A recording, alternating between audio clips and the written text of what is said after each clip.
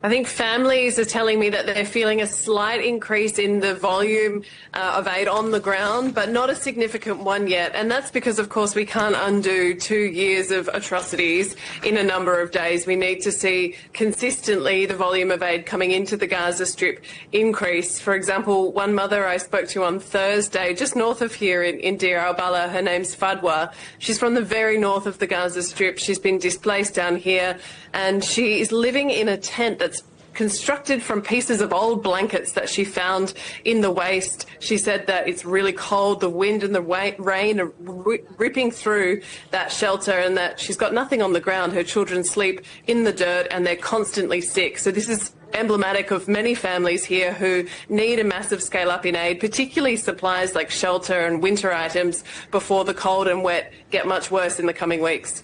I mean, you're making such an important point. Obviously, food and water is absolutely crucial at this time. There's a slow change that you're seeing.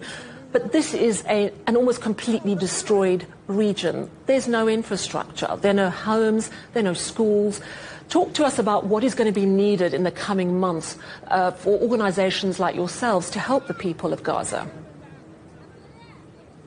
The stakes are really high, and I can't underscore that enough. A ceasefire is great in that it stops the bombs from killing and injuring children every day, but it doesn't end a famine, and it doesn't give a mother like Fadwa immediate relief from her suffering. And so that's why we're focused on the life-saving needs, like responding to that famine by bringing in nutrition supplies, preventative items to make sure that kids aren't suffering from malnutrition. Drinking water is so important. As you say, the destruction, particularly where I was this week up in the north, is immense. Whole neighbourhoods have been destroyed, and that doesn't mean just people's homes. It also means the systems that sustain life around communities, like water systems, like sanitation systems. So we're focusing on repairing those and then preparing for winter. Blankets, mattresses, shelter and winter clothes. We want to try and give every child in the Gaza Strip under the age of 10 a new set of winter clothes during this ceasefire.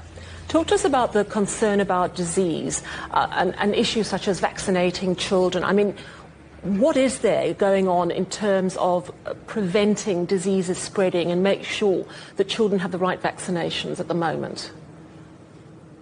Yeah, it's a great question. The health system is on its knees. It's been decimated during this, the horrors of the last 2 years. Only 40% of hospitals are partially functioning, which means they really need more supplies, more equipment. I went to hospitals this week and doctors were saying, I need gauze, I need antibiotics. And this is why we're still seeing children admitted in large numbers with diseases, including diarrhoea, which is one of the most common diseases that children are presenting with here.